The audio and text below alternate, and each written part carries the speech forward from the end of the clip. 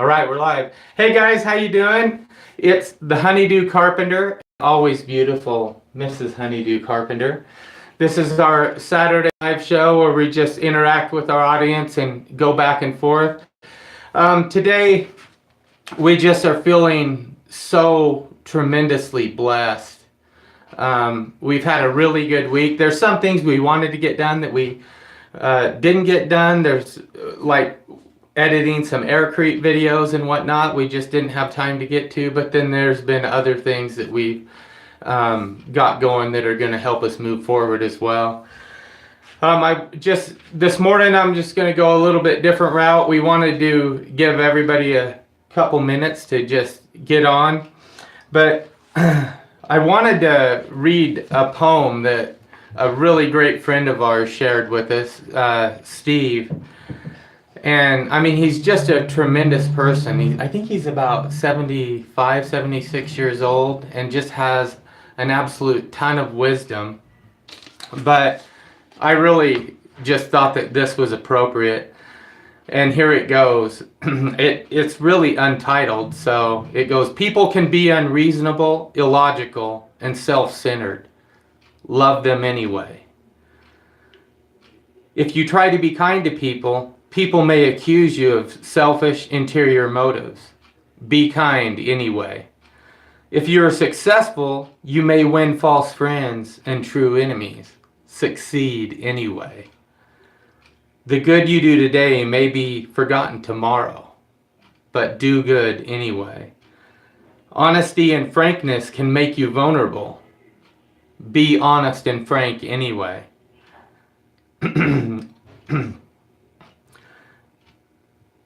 What you spend years building may be destroyed overnight. Build anyway.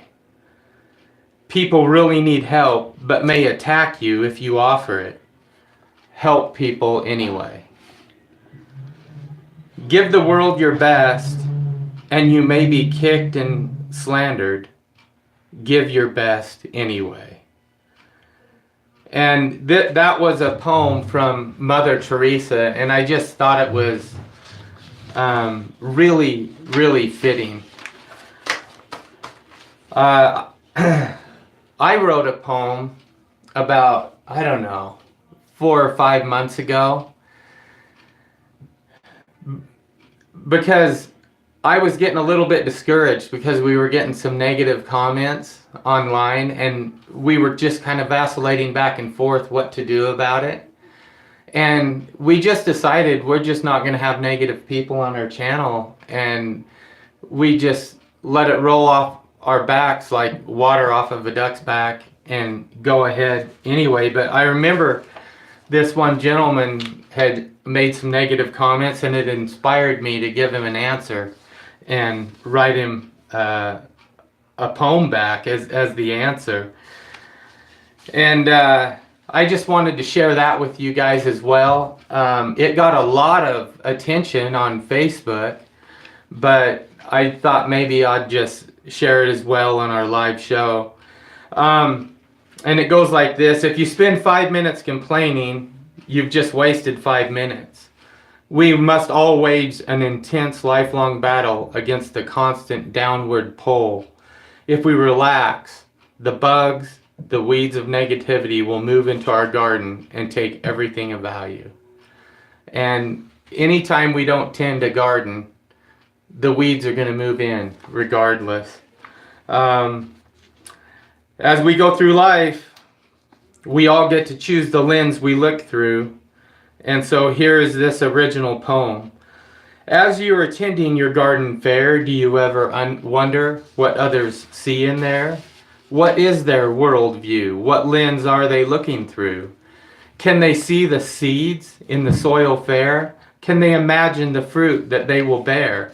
Can they imagine the flowers growing here and there? You can hide it away for none to see,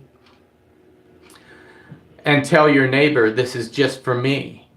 A nice tall fence from here to there all around would do the trick. No prying critic's eyes could ever see, and all would be just for me. But if you do decide to share and remove the veil from your garden fair, In very short time you will see the ways of your fellow human beings. The critic's voice will trumpet loud, seeing only the weeds that they have found. A weed hiding here or there is all they will see in your garden fair. Point them out as evidence that nothing good will come forth hence. Others see only the fruit and demand their fair share to boot. They passed on by as you were prepping the soil, snubbing their nose as you sweat and toil, thinking nothing of your strife. This is the common law of life. Others, however, you will see are filled with gratitude for you and me. Grateful for beauty fair that you have brought to the public square. When they pass by and watch you toil, sweat on your brow all the while, they waved and encouraged with a great big smile. Watching you plant seeds in your garden fair, they could imagine the fruit it soon would bear. During the harvest, they don't think twice. With appreciation, they pay your price. This is the common law of life. And I remember sitting down for a couple hours and writing that poem. And when Steve shared that one poem with me, I just thought it was really relevant, you know. We do the best that we can to move our content and our business and everything forward as fast as we can. And some people say it's not moving fast enough, but there's tons of others like Steve who are just amazed with how much we can get done. So let's go in and look and see what's going on, babe. Min Haas says hi. Hello. William Chris says good morning and gave us a thumbs up. Well, good morning, William. Good morning, Hope William. you're having a great day. I can't wait till we meet William Craig.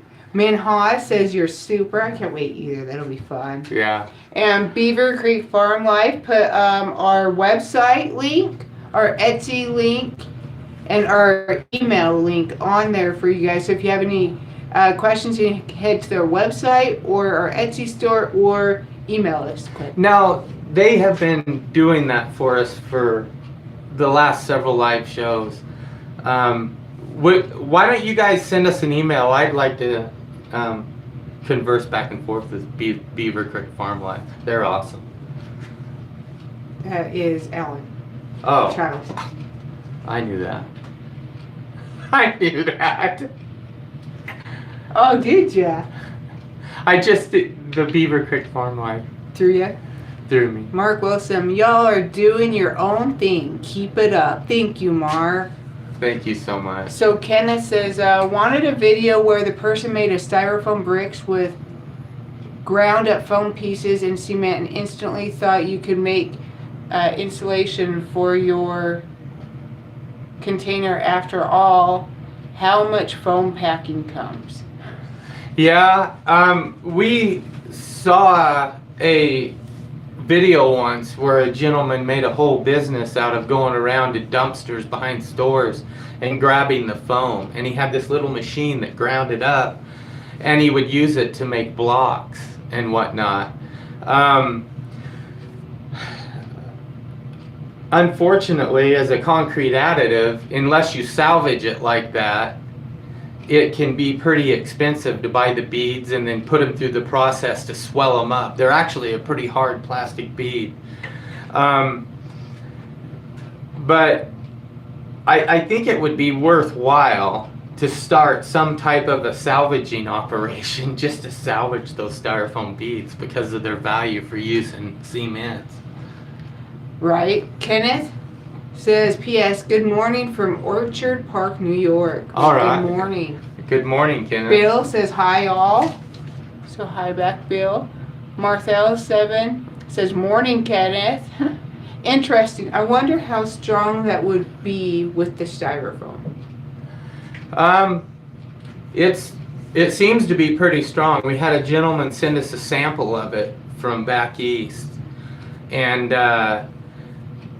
you know, he's built several structures with it. It's a little heavier and a little more dense than like aircrete, but I'm wondering if we do a combination of the styrofoam beads and the aircrete, if we could create something that's new and a little bit for different applications. Some applications you'd want it dense, so.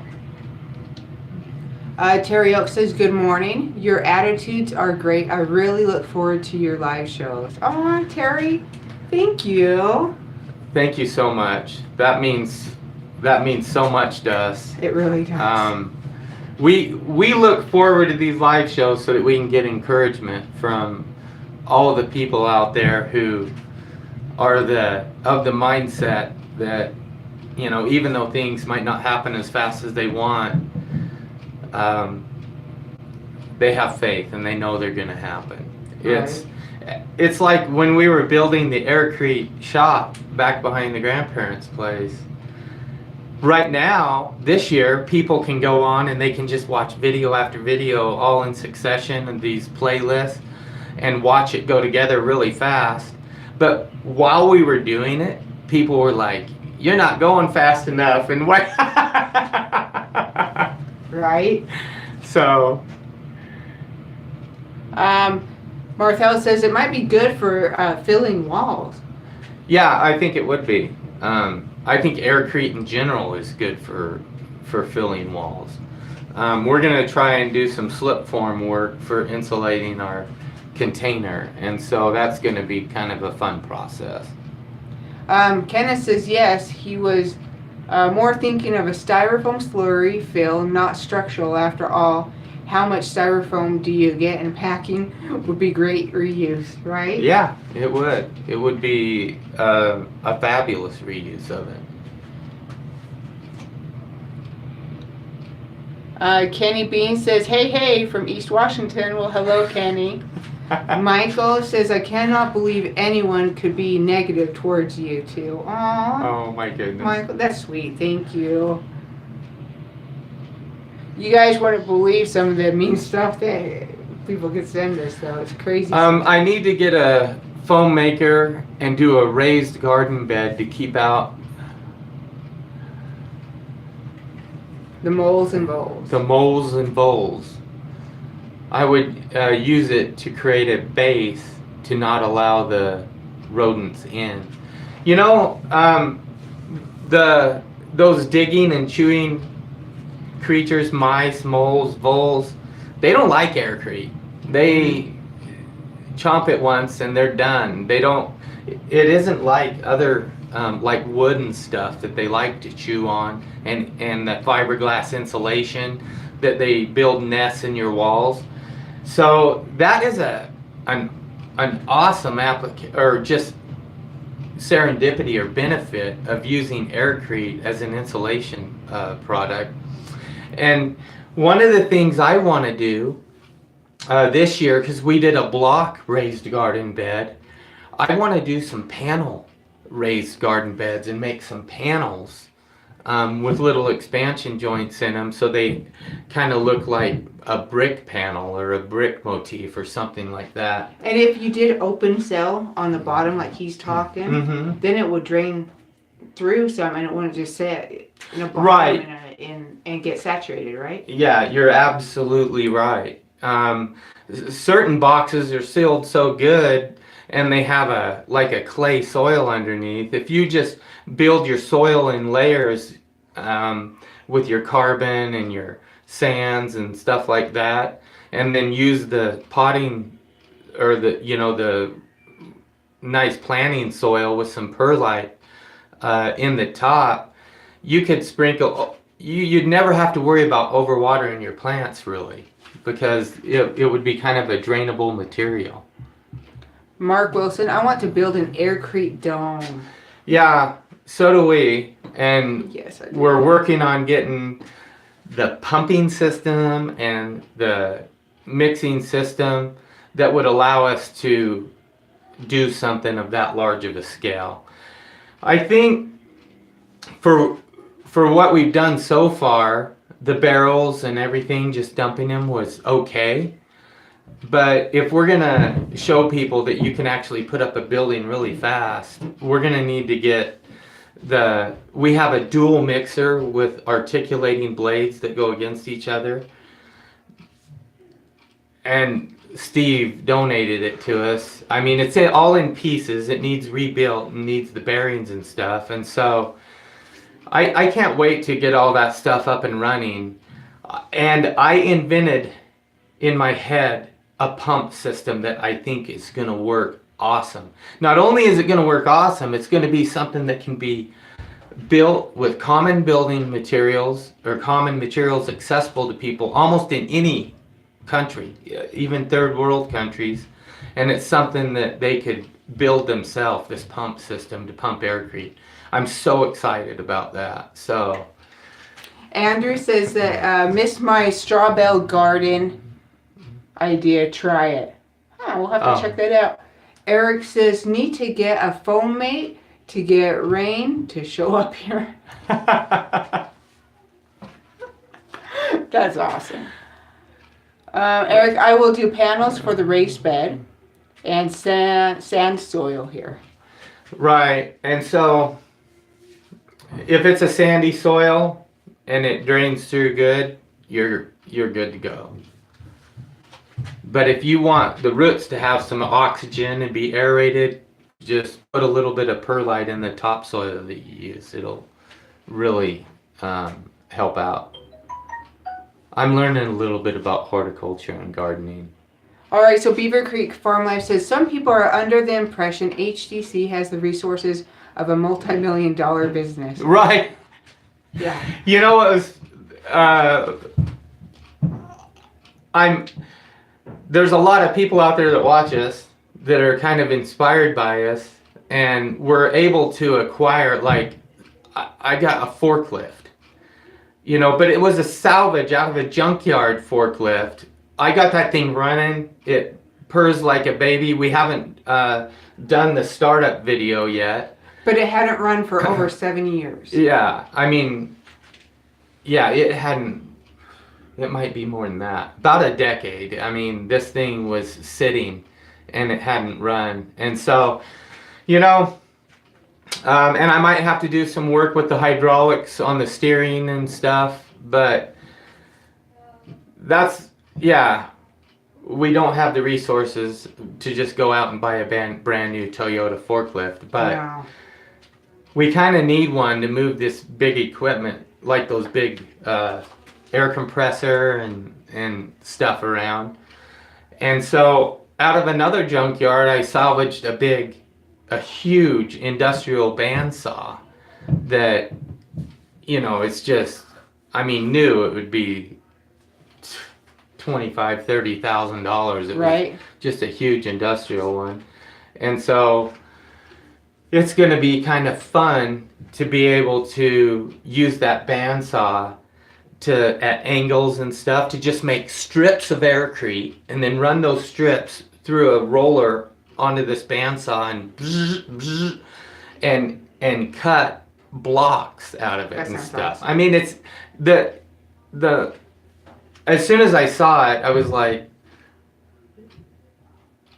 if I can get that thing running and get it fixed, I can do something pretty cool with it, you know? And the possibilities start going through my head.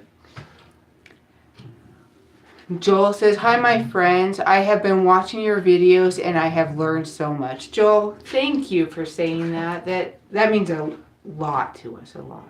I think there's people out there in the world who are under the impression that whatever they have to teach or share with other people, that I had that impression of ourselves. You know, I don't really have anything of value to teach or give to other people. But what's funny, one of the serendipities of doing our channel has been the process of working through problems and coming up with solutions while other people watch us do it. And then all of a sudden, things like that and comments like that just happen where even though we didn't have anything really concrete to share it, no pun intended, at the time, because we were just willing to put one foot in front of the other and start and make mistakes and then come up with solution to those mistakes, all of a sudden something of value was created out of nothing, you know? So I love that comment. Mark Wilson says, what thickness would you go with for an aircrete dome and for the floor? I think for our dome, Mrs. Honeydew drew it out, and she's very specific. And she wants to make sure that it has heated floors. We want to do an external, what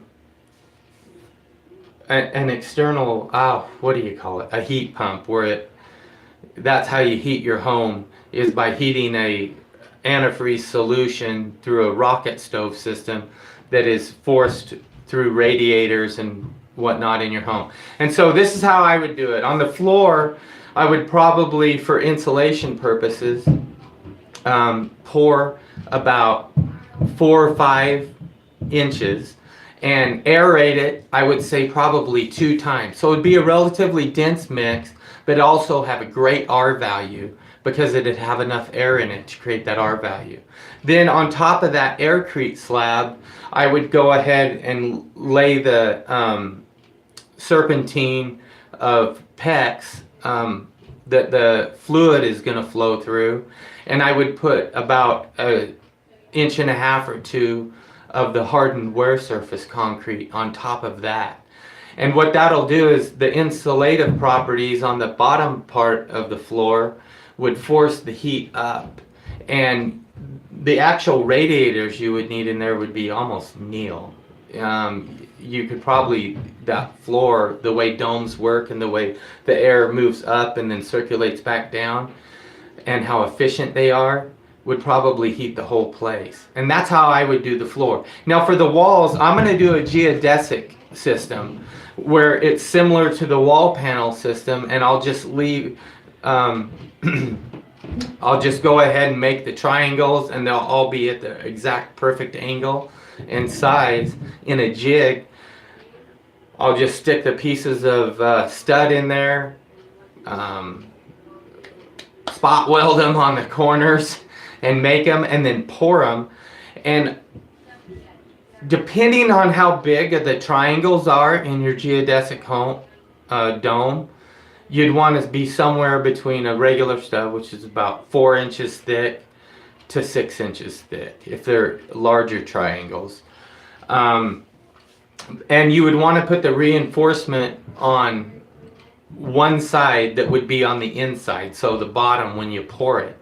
And then when you stretch your fabric on the outside to put your outside hard layer on your dome, then you'll have reinforcement on both sides. So I'm pretty excited about putting together a dome. But that's kind of the idea as I was going toward. And just so you guys know, I have some drawings, but they're not really that good at drawings, and so Mr. Honeydew, you have to give him credit for understanding my drawings of what I want in my home. I go through and put it on my drafting program, and she goes, "Yeah, that's exactly what I wanted." Or don't use soil, plant in straw bale. So that's back to the other post about the right, where they just use straw and grow potatoes and stuff in the straw, and to dig them up, all they do is move the straw off and just grab a potato and put. My brother tried that in one planter, and he said it worked awesome. Eric says, can you get the slurry thick enough to work with the 3D concrete printers? That would be cool. You know what? That would be awesome. That would be cool. Right now, is it possible? I think it is. Do we have it to where we can do it that way right now? Not as of yet. But I've been looking into some nanotechnology and stuff on different bonding agents, and I'm thinking that eventually we'll get to the point to where we can get a good slump on it, even though it's aerated, and it'll come out kind of stiff. I haven't accomplished it yet, but I think it is possible, and I think it's going to happen. Joel says, I need to email you about some questions and ideas I have may or may not work. That sounds cool. Joel, there is a link to our email that Beaver Creek Farms put on for us up above. But if you don't find it, it's honeydewcarpenter1@gmail.com. Aimless Adventurer says, how well would a 6x6 pillar, 8-foot tall, hold up if using it for a lean-to roof of galvium? Is that what? Did I read that right? Yeah. I'm having a hard time visualizing what they're doing there. However, I will tell you this much. I'm experimenting right now. I have some ideas drawn up where I want to do bigger slabs that can be lifted up and put on for roofing systems and lean-tos and stuff like that. So you can pour them solid. But I'm working on having a type of reinforcement that has kind of an expansion joint system throughout. And that way, you don't have to worry about expansion and contraction of these huge slabs and them just randomly cracking in any direction that they want. And basically, they would crack along these expansion joints, and you would never even really see or tell that it's a crack. And the shape of the expansion joints would cause kind of a motif look of a certain thing, whether it be bricks or some, butterfly wing shapes or whatever it is that you're after. And so I haven't done it yet, but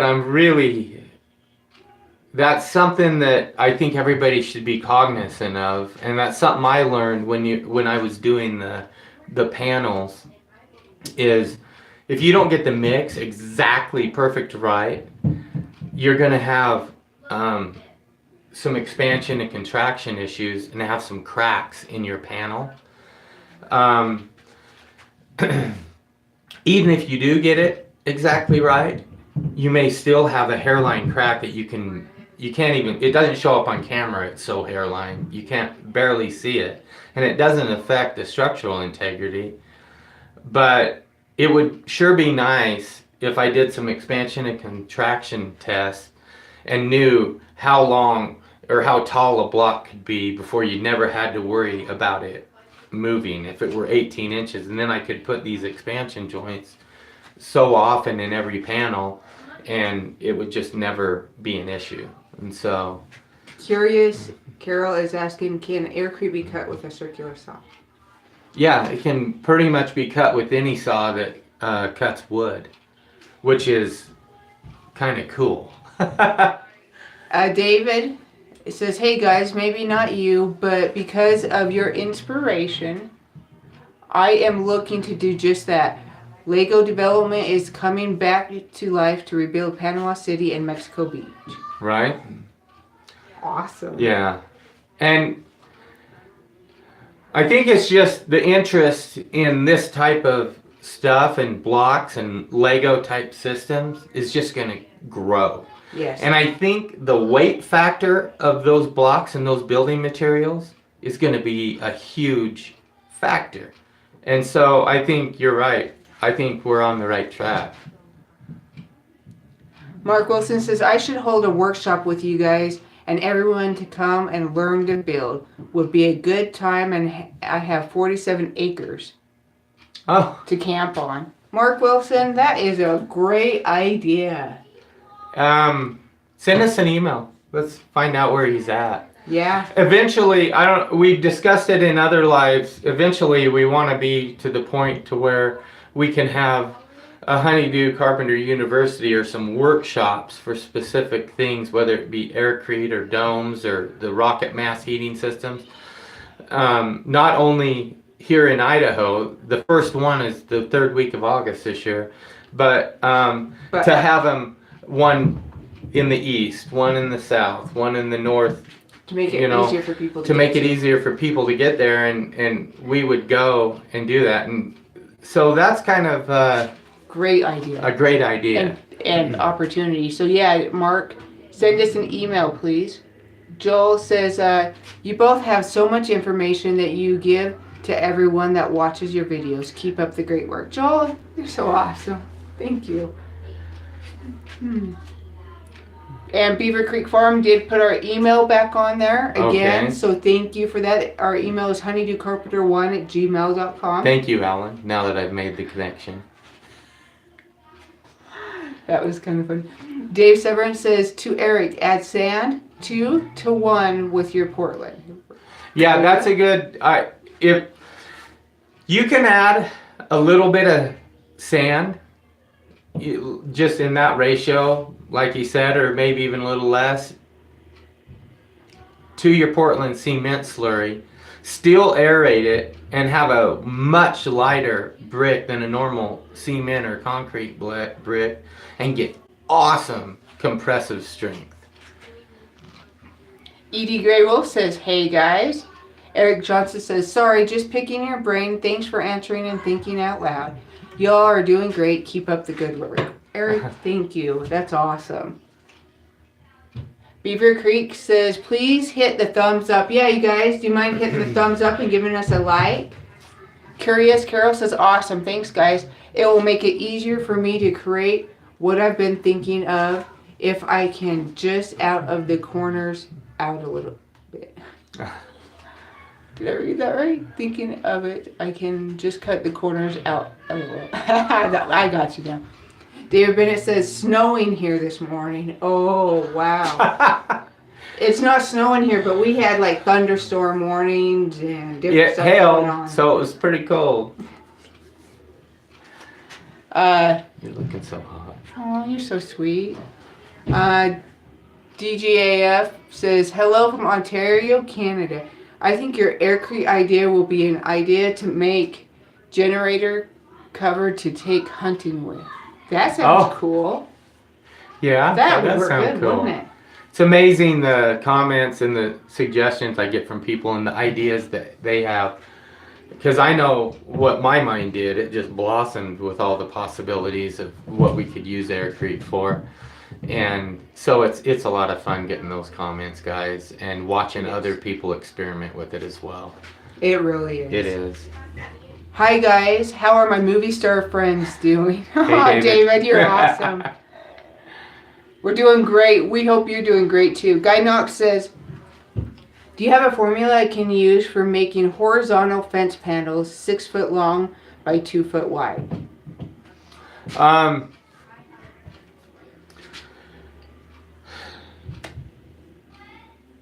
6 foot long, 2 foot wide, and how thick? But I think in a fence panel, you want it to be light, but not too light. And so I would probably add a little bit of sand in with it, the mix, and it would make it wear a ton better too. And then you could also spray it with a sealer.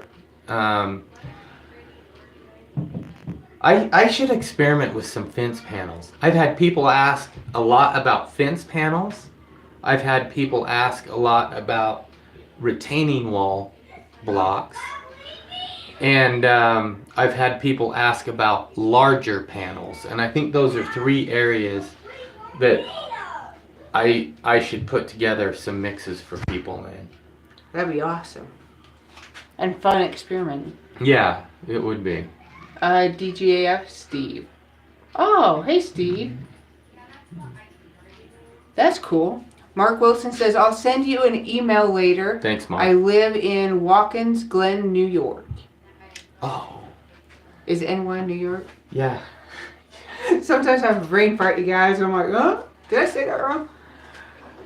So, Dave Severance says, that was for Eric's 3D printer. That's cool. Cool. Will the 2-in-1 sand work for step-style bricks for a walkway?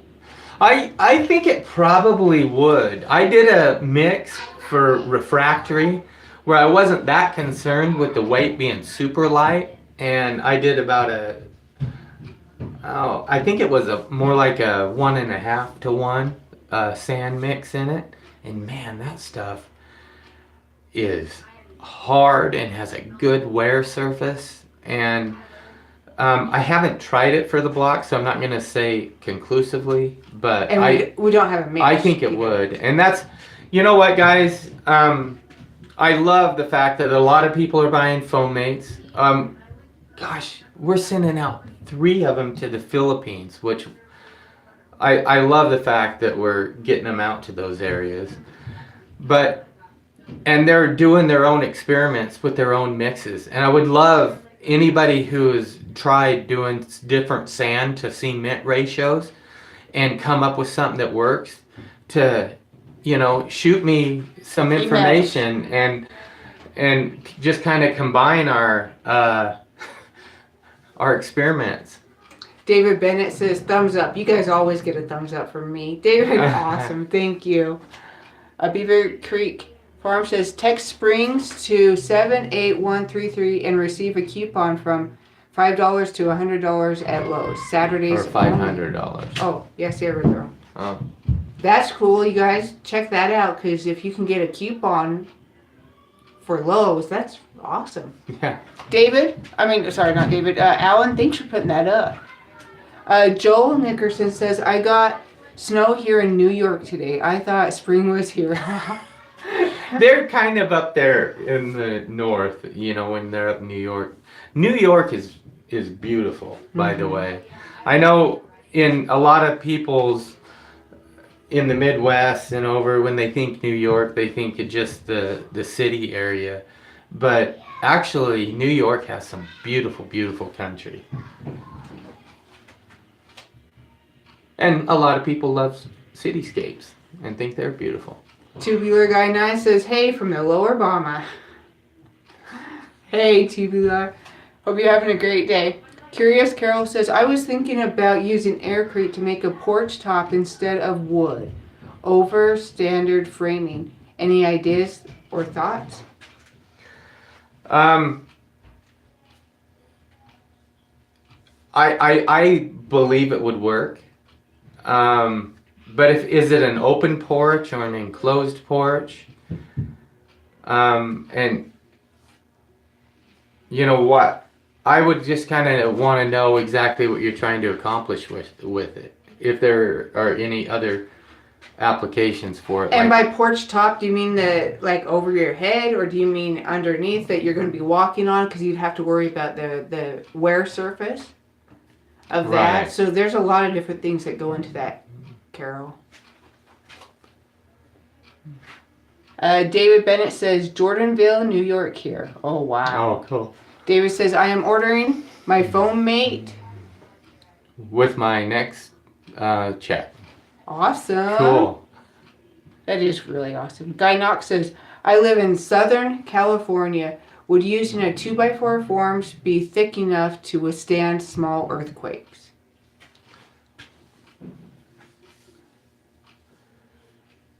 What's 2x4 forms thick enough.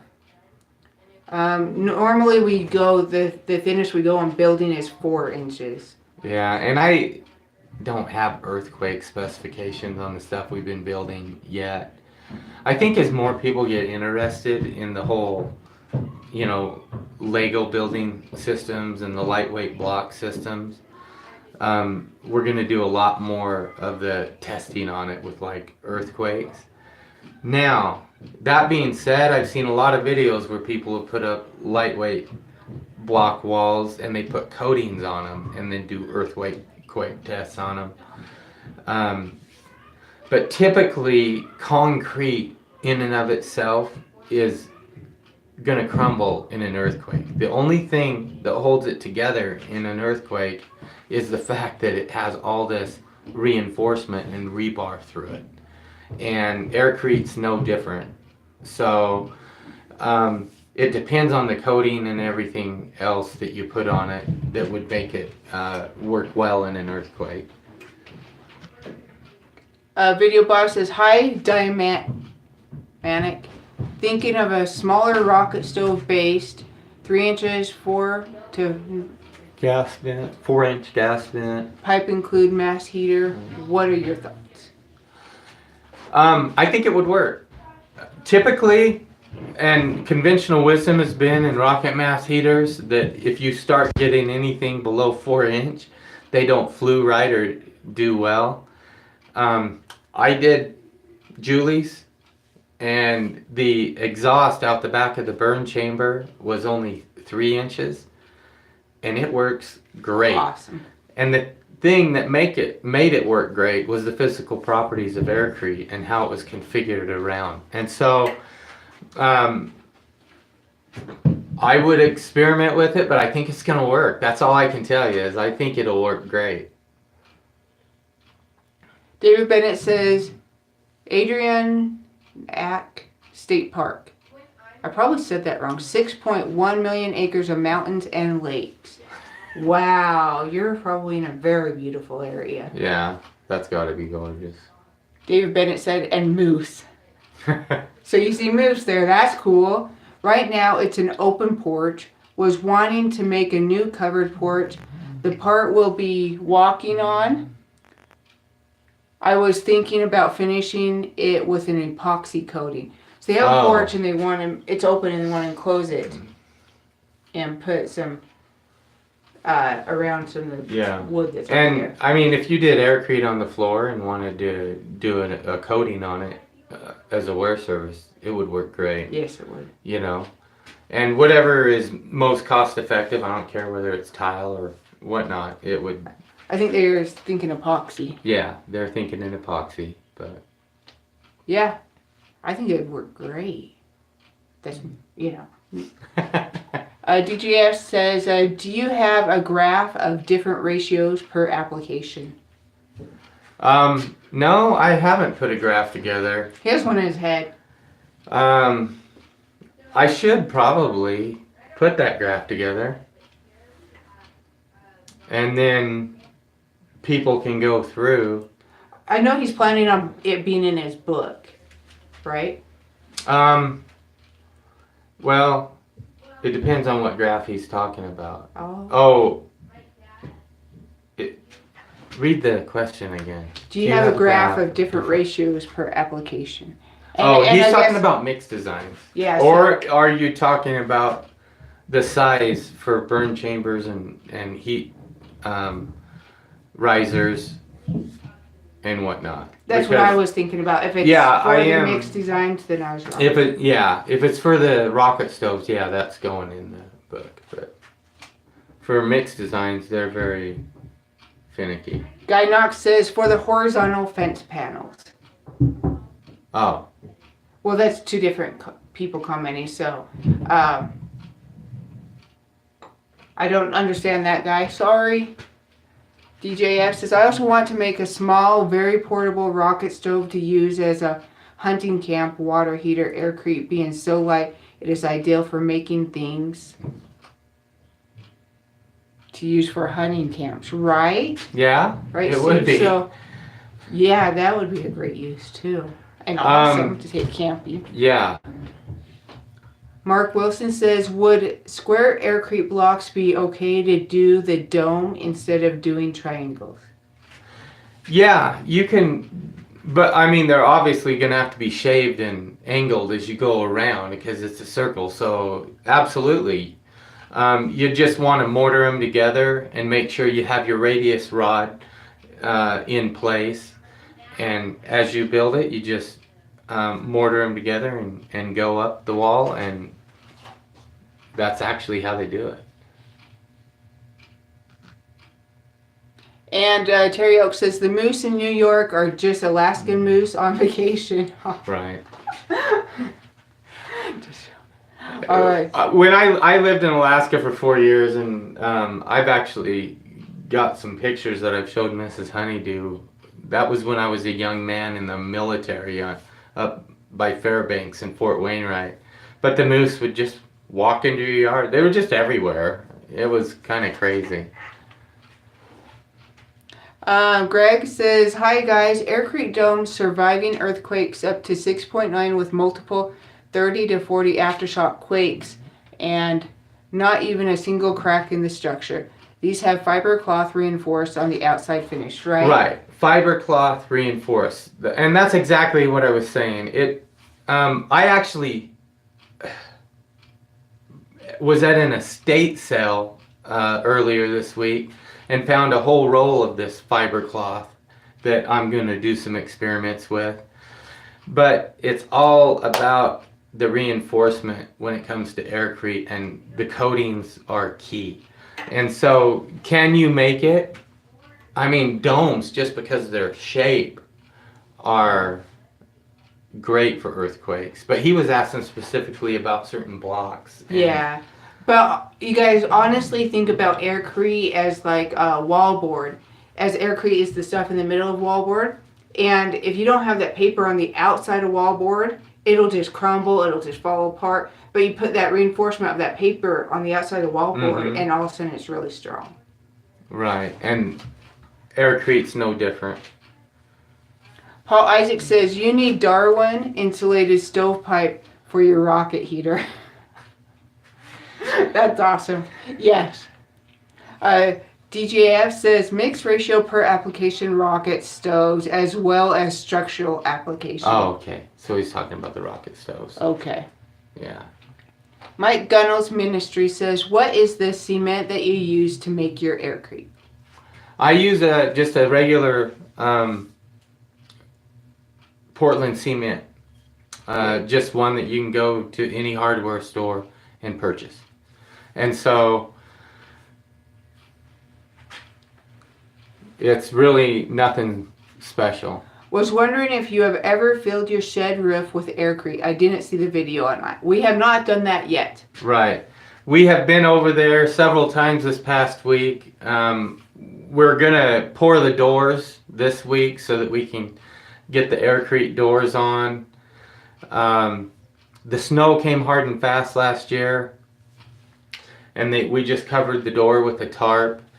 Grandpa put his gold wing in there and everything, and he actually got a bench for Christmas with a beautiful hardwood top and tool drawers in it that they'd put in there.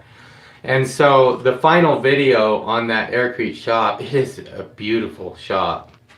It's going to be kind of an epic video. And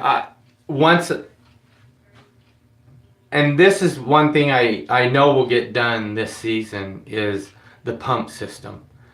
And I'm really excited about it because I built a pump system, or I built it in my head and on paper, a pump system that I think could be duplicated and used even in third world countries, which is super cool. And I want to use that to fill the voids in the roof with aircrete, and make kind of an epic video out of it. Al Jordan, have you tried Dawn soap in your cement? Yeah, I have tried Dawn and 7th Generation. And I did a lot of research on different adjuvants and different soaps and all the hydrochlorides and the different ingredients that go into making soaps. And the closest to these commercial foaming agents that I've found has been Suave shampoo. And I use the clarifying just because it has the least amount of odors and color in it. But I mean, I think you could use any Suave shampoo because the main ingredient in it is an awesome foaming agent, and it works way better than Dawn or 7th Generation in my opinion. Beaver Creek Farm Life says you're almost at 50 minutes in. Yeah. Right. Thanks for keeping us informed on that. Kevin Jandu says, I put up a 10 by 17 portable garage and I'm building my aircrete shed inside of it. When it's done, I'm taking the portable garage down. No worries about my rainy weather. The whole build. That was no, that's creative. Smart. That's smart. Right? If you watched throughout the course of us building the aircrete shop, we got hailed on, and I mean with hail, like golf ball size hail sometimes. A couple different times. A couple different times. And actually, the panels held up really well. You couldn't even tell. To the hail. You couldn't even tell. And that was before we had it, covered with a hard coat stucco. Why didn't we put up a portable garage? Yeah. There wasn't room in our backyard, and we had to take everything through a person gate. Right. Yeah. All right. Briha says, what size metal studs did you use to make the wall panels for your aircrete shed? They were just a standard 10-foot long 4-inch wide, and they were a lighter gauge because they were going to be doubled up when they got sewed together. You can get thicker structural gauge studs if you like. And it was galvanized, right? Yeah, and it was galvanized, you know, to prevent any corrosion and whatnot. And also the rabbit wire I used had a galvanized layer on it as well for the interior reinforcement. Tubular says, how's the ancient tow motor coming? The parts cleaner does do a great job, and we use it in a shop I work at. Well, the crazy thing about it is when we would turn it on, the fuel pump would start going, and it was just pumping fuel right through the carburetor. Stuff was all gummed up and stuck in there. And I took the carburetor completely apart. There must have been 100 pieces. And I remember it very well because the next day I said, Melanie, I've got to go put that carburetor back together now before I forget how it goes back together. And I still had a hard time determining where some of the little jets and brass pieces went into place. But man, that carburetor dip worked great. It cleaned up really nice. I put it all back together. I stuck it on the machine and no issues. The float valve, everything seals great, it works, and so I was really pleased with it. And I think we did get it started, didn't we? Yeah, we got it started. I haven't released the startup video yet, but it actually runs super good. It doesn't even smoke, it purrs like a baby. And I mean, it just sits there and idles. But that's talking about the steering being needed worked on or something. Yeah, I think the hydraulics and the linkage and stuff need some adjustment on the steering. I mean, the thing weighs 7,600 pounds, guys. It looks like a little forklift, but it actually has 4,000 to 5,000 pound capacity. And so just the counterbalance weight on it is almost 4,000 pounds. All right, so David says, Marion Ware engineer advised a zinc paint on the steel studs.